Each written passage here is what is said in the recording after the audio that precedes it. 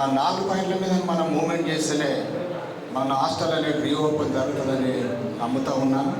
Compulsory అది ఒకటి political issue ఉండాలి, రెండోది మీడియా పాయింట్ ఉండాలి, మన యూనిటీ కమిటీ అనేది కంపల్సరీ 4 మీద మనం ఫైట్ చేయాలి. ఎందుకో నాకు ఒక ఆవేదన అనిపిస్తుంది. నేను ఎక్కడో మారుమూల గ్రామంలో ఉన్నటువంటి వ్యక్తిని ఒక ఫ్రెండ్ ద్వారా లగేజ్ పట్టుకుని హాస్టల్కి వస్తే నాకు ఒక బెంచ్ దగ్గర వచ్చింది. చాలా సేమ్ అనిపించింది. మా ప్రాంతం వాళ్ళే ఉండి నాకు ఇంత ఇబ్బంది జరిగిందంటే చాలా బాధాకరమైన విషయం. అలాంటి హాస్టల్లో ఉండి రోజుకు 1 కిలో బియ్యం మా ముంగల షాప్లో కొనుక్కొచ్చి ఒక్కొక్కరు ఎట్లా బతికినాం అనేది ఇక్కడ చూస్తే అన్నీ పువ్వుల వలె ఒక్కొక్క స్థాయిలో ఉన్నారంటే చాలా గర్వకారణమైన విషయం. ఎందుకంటే అలాంటి స్థాయి నుంచి మనం ఒక ఫ్రెండ్ ఇక్కడ మన సబ్ ఇన్స్పెక్టర్ ఆఫ్ పోలీస్ అయ్యాడు. టిఫిన్ బాక్స్లో అన్నం నల్గొండకి వెళ్ళి ఒక సంచి బియ్యం తీసుకొచ్చి హాస్టల్లో ఉండి చదివి సబ్ ఇన్స్పెక్టర్ అయిన లైబ్రరీ దగ్గర పోయి బయట కూర్చొని చదువుకుంటాం. ఎంత అప్సెట్ చేసుకోవాలి, మనం ఎంత దిగజారిన స్థాయి నుంచి వచ్చినాం. మనకు ఎక్కడ బ్యాక్ సపోర్ట్ లేదు.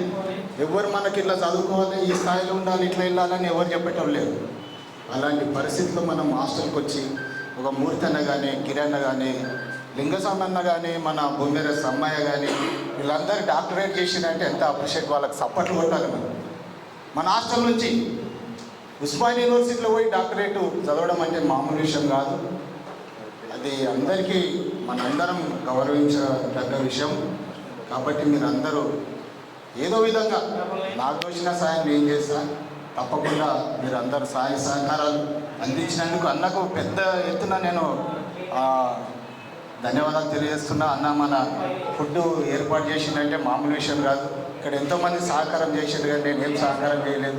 నేను గ్రూప్లో నన్ను ఫ్రెండ్ యాడ్ చేసిండు, ఆయన నేను 10 మందిని యాడ్ చేసిన. నాకు తెలిసిన ఫ్రెండ్స్ని అందరినీ తీసుకొచ్చి యాడ్ చేస్తే అరే అన్న నేను ఈరోజు ఈ ప్రోగ్రామ్కి పోవాలి కంపల్సరీ, లేట్ అయిన ఉద్దేశంతో ఇక్కడికి వచ్చిన ఎంతో పనులు ఉన్నా కానీ నాకు క్షమించాలి.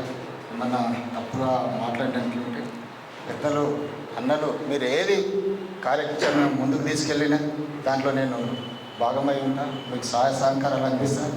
తమ్ముడు మిత్రుడు నాకు చాలా తెలుసు. సూరన్న అంటే మంచిర్యాలలో ఇట్లా హల్చల్ చేసిండు.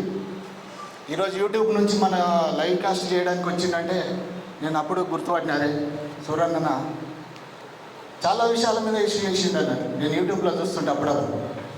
కాబట్టి దయచేసి మనం సమయపానం పాటించి మన యొక్క ఏదో ఆలంటప్ప రాలేము.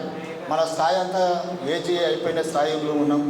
పిల్లలకు వచ్చే తరానికి మన కాచిగూడ హాస్టల్ అనేది ఒక దిక్సూచిగా ఉండాలి. ఆ స్థాయి నుంచి నేను ఈ స్థాయికి వచ్చిన, హాస్టల్ నుంచే నేను ఈ స్థాయిలో పెరిగిన, ఈ జాబ్లో ఉన్నంటే ఆ హాస్టలే నాకు కారణం. నేను ఇన్ని చదువులు చదువుకున్నాంటే ఆ హాస్టలే కారణం. నాకు ఎవరు కారణం లేదు. మా ఊళ్ళో మొట్టమొదటి డిగ్రీ చదువుకొని నేను కాచిగూడ హాస్టల్ రెసిడెన్షియల్ స్కూల్లో చదువుకొని అరే డిగ్రీకి హాస్టల్ ఉండదో ఉండదని ఆలోచన చేసిన. అరే ఇప్పటివరకు అయితే ఇంటర్ కాలేజ్ అయితే ఉండే, మరి డిగ్రీ కాలేజ్ ఉంటుందో ఉండదో అని ఆలోచన చెప్తే అరే అన్న అంబేద్కర్ కాలేజ్ ఒకటి ఉంది, ఆడికెళ్ళి ఒక దగ్గరకు వండాలంటే మన అంబరాయ్ అని పెద్దమ్మలు ఉంటాడు. ఇప్పుడు అడ్వకేట్ 200 గజాల ఇల్లు కట్టి మంచి సెటిల్ అయ్యాడు అంబరాయ్ అంటే. ఆయన చెప్పడం వల్ల నేను హాస్టల్కి వచ్చిన. అక్కడ ఉన్నటువంటి ఎంతోమందికి నేను గిట్ట హాస్టల్ సాయం చేసిన.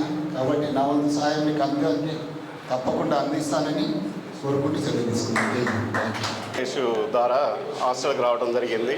హాస్టల్కు దాదాపు మామూలుగా ఇంటర్ పాస్ అయ్యి డిగ్రీ పాస్ అయ్యి అదర్ ఎడ్యుకేషన్ కోసం వస్తుంటారు. కాబట్టి మేమేంటంటే ఫెయిల్ అయ్యి హాస్టల్కి వచ్చిన తర్వాత హాస్టల్కి వచ్చిన తర్వాత 0 స్టేజ్ నుంచి వెళ్ళి గిరణ లాంటి వారు అడ్వైజ్ తోటి మళ్ళీ ఎడ్యుకేషన్ వైపు పోయి ఎంఏ బీఈడి పిహెచ్డి అట్లా చేసుకుంటూ సరే ఒక జాబ్ చేసుకుంటూ వచ్చినాం. కాబట్టి ఏంటంటే ఇప్పుడు హాస్టల్ ఇప్పుడు ఇక్కడ ఉన్న వాళ్ళు అందరూ ఇక్కడ నిలబడ్డరు అని అంటే దానికి బ్యాక్ బోన్గా కాచిగూడ హాస్టల్ ఉంటుంది. కాబట్టి దాన్ని మళ్ళీ రీఓపెన్ చేయాలి అనే ఆలోచన వచ్చినందుకు అందరికీ మిత్రులందరికీ నా హృదయపూర్వక నమస్కారాలు. అదే కాబట్టి ఈ ప్రోగ్రాన్ని అన్న సక్సెస్ చేస్తున్నందుకు దాంతోపాటు ఇందులో వచ్చిన ప్రోగ్రామ్స్లో వచ్చిన మంది 50%కి దానికి రీఓపెన్ చేయాలని దృఢమైన సంకల్పం ఉంటే సక్సెస్ అవుతుందని కోరుకుంటూ